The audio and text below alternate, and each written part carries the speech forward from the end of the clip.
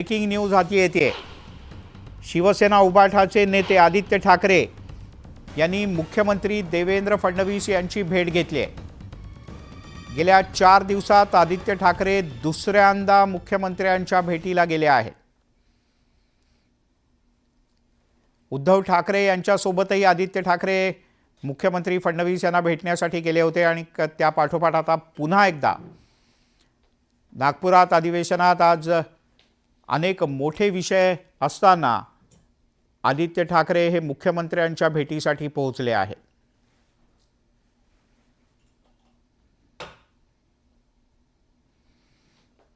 तुषार रूपनवर आपले प्रतिनिधी आपल्यासोबत आहेत। तुषार, काय अधिक माहिती आहे? मिलिंद, आदित्य ठाकरेंनी मुख्यमंत्री देवेंद्र फडणवीस यांची अधिवेशन काळात 2 दिवसात ही घेतलेली दुसऱ्यांदा भेट आहे। आपण पाहिलं असेल तर आदित्य ठाकरे यांनी यापूर्वी उद्धव ठाकरे यांच्यासोबत आपल्याला देवेंद्र फडणवीस यांची भेट घेतली होती आणि आता पुन्हा एकदा आदित्य ठाकरे काही विषय घेऊन आपल्याला मुख्यमंत्री देवेंद्र फडणवीस यांची भेट घेताना पाहायला मिळाले। या दोन्ही प्रमुख नेत्यांमध्ये जवळपास 4 ते 5 मिनिटं चर्चा झाल्याचं पाहायला मिळतंय आणि त्यानंतर आदित्य ठाकरे आपल्याला मुख्यमंत्री दालनातून बाहेर पडताना पाहायला मिळतात। हिवाळी अधिवेशनामध्ये एक नव्हे तर 2 वेळा आदित्य ठाकरेंनी मुख्यमंत्र्यांची भेट घेण्याचं हे दृश्य आपल्याला पाहायला मिळतंय। पहिल्या भेटीमध्ये ते उद्धव ठाकरे किंवा त्यांच्या सह काही आमदारांसोबत आपल्याला ते मुख्यमंत्री देवेंद्र फडणवीस यांच्या भेटीसाठी पोहोचताना पाहायला मिळाले होते। मात्र आता आदित्य ठाकरे हे आपल्याला दुसऱ्यांदा पुन्हा एकदा भेटताना मुख्यमंत्र्यांना पाहायला मिळतात। नेमकं 2 प्रमुख नेत्यांमध्ये काय संभाषण झालं किंवा कोणत्या विषयावर आदित्य ठाकरेंनी भेट घेतली हे थोड्याच वेळात स्पष्ट होणार आहे। मात्र आदित्य ठाकरेंनी ही मुख्यमंत्र्यांची केली ही दुसऱ्यांदा भेट असल्याचं मी आपल्याला पाहायला मिळतंय। आपण पाहिलं असेल तर या अधिवेशनामध्ये आदित्य ठाकरे मुख्यमंत्र्यांच्या भेटीसाठी 2 वेळा भेटताना पोहोचताना पाहायला मिळतात। यापूर्वी मुंबईमध्ये हे दृश्य पाहायला मिळालं। या दोघांमधला विषय नेमका काय होता हे आपल्याला कळू शकलेलं नाही। आपण त्याची माहिती घेऊन पुन्हा एकदा आपल्या सगळ्या प्रेक्षकांपर्यंत हा विषय पोहोचवू। तुर्तास धन्यवाद या माहितीबद्दल। आणि आता बातम्यांचा वेगवान आढावा। संतोष देशमुख हत्या प्रकरणातील मास्टर माइंडवर कारवाई होणारच। यात जरी वाल्मिक कराडचं नाव असेल तर त्याच्यावर सुद्धा कारवाई होईल असं देवेंद्र फडणवीस यांनी ठणकावून सांगितलं। बीडच्या घटनेतील तपासात कुचराई केल्यानं पोलीस अधीक्षक अविनाश बारगळ यांची बदली करण्यात आल्याची घोषणा मुख्यमंत्र्यांनी केली। तर या प्रकरणात सगळ्यात वेगवान प्रतिसाद हा पीआय महाजन यांनी दिला। त्यामुळे तोंडी आरोपांमुळे पोलिसांवर कारवाई करणार नाही असंही फडणवीस म्हणाले। संतोष देशमुख यांच्या मारेकऱ्यांना उद्या संध्याकाळपर्यंत अटक करा असा अल्टिमेटम संतोष यांचे भाऊ धनंजय देशमुख यांनी दिलाय। माझ्या कुटुंबाला न्याय द्या अशी आग्रही मागणी त्यांनी पुन्हा एकदा केली आहे। बीडमध्ये कायदा सुव्यवस्था बिघडल्याचं चित्र आहे। त्यामुळे बीड जिल्ह्यात IPS दर्जाचा अधिकारी द्यावा। अधिकारी कोणाच्या दबावाखाली न येणारा असावा अशी मागणी आमदार सुरेश धस यांनी केली आहे। माजी सरपंचांच्या हत्येनंतर त्यांच्या कुटुंबियांनी मुख्यमंत्री देवेंद्र फडणवीस यांच्याकडे न्यायाची मागणी केली। मुख्यमंत्र्यांनी लाडक्या बहिणीला न्याय देत आरोपींवर कठोर कारवाई करावी अशी मागणी देशमुख कुटुंबातल्या महिलांनी केली आहे। आणखीन एक मोठी बातमी नागपुरातून। भारत जोडो यात्रेत अर्बन नक्षली संघटना सक्रिय होत्या अशा प्रकारचा गंभीर आरोप करण्यात आला होता। यानंतर नाना पटोले आक्रमक झालेत। त्यांनी मुख्यमंत्री देवेंद्र फडणवीस यांना पत्र लिहून एक आव्हान दिलंय आणि असं म्हटलंय संबंधित अर्बन नक्षली संघटनांची आणि त्यांच्या लोकांची यादी त्यांनी जाहीर करावी। राहुल गांधी यांनी काढलेल्या भारत जोडो यात्रेमध्ये अर्बन नक्षली संघटना सक्रिय होत्या। त्यांचे अनेक कार्यकर्ते सहभागी झाले होते अशा प्रकारचा आरोप झाला होता। त्यावर नाना पटोले यांनी मुख्यमंत्र्यांना थेट पत्र लिहिलंय।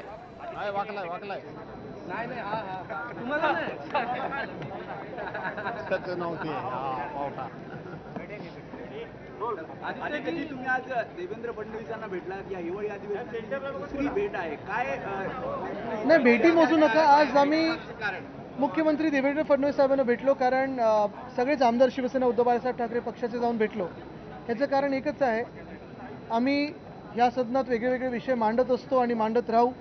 तसेच आमचे खासदार देखील त्यांच्या संसद भवनात वेगवेगळे विषय मांडत असतात। या देशभरात आपण आपल्या माध्यमातून म्हणजे मीडियाच्या माध्यमातून अनेक विषयांवर चर्चा करत असतो, वेगळ्या भूमिका मांडतो। मतभिन्नता असू शकते, विचार वेगळे असू शकतात, पण कधी ह्या टोकापर्यंत राजकारण पोचलं नव्हतं जे आज कदाचित दुर्दैवाने पोचलेलं आहे. आज सगळ्यांना आपल्याला माहिती आहे की संजय राऊत साहेबांची घराची रेकी झाली. तिथे स्वतः सुनील राऊतजी असतील किंवा संजय राऊत साहेब असतील, एक आमदार आहेत, एक खासदार आहेत, त्यांच्या घराची रेकी होणं. काही एक बाईकवर दोन लोक आले होते, मास्क वगैरे घालून होते. ती नंबर प्लेट अजूनही सापडते, ती अजूनही ब्लर दिसते. आणि तसंच माझ्या माहितीप्रमाणे दिल्लीच्या घराची देखील रेकी झालेली आहे.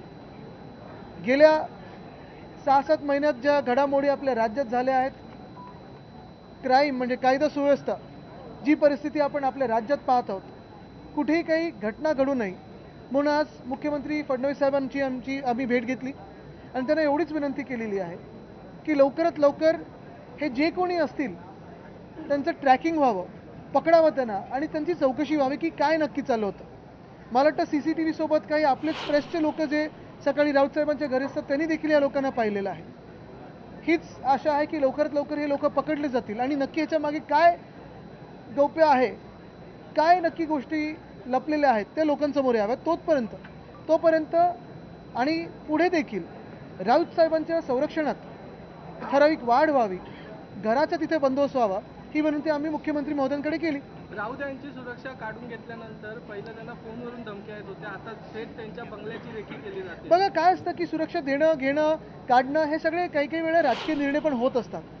गेल्या 2.5 वर्षात काही सुडाचं राजकारण झालं, ज्यांना नको त्यांना सिक्युरिटी दिली गेली, ज्यांची गरज आहे त्यांची काढली गेली, पण मला त्याच्यात जायचं नाही आहे. काल जे आपण पाहिलं मुख्यमंत्री महोदयांच्या रिप्लायमध्ये होतं की सुडाचं राजकारण करणार नाहीत, राज्याला एकत्र घेऊन पुढे चालणार, भले ते विरोधी बाकर असतील किंवा त्यांच्यासोबत असतील.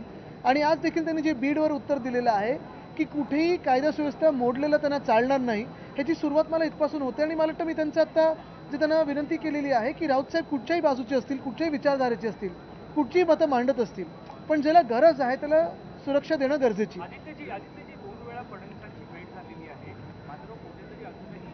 आता ते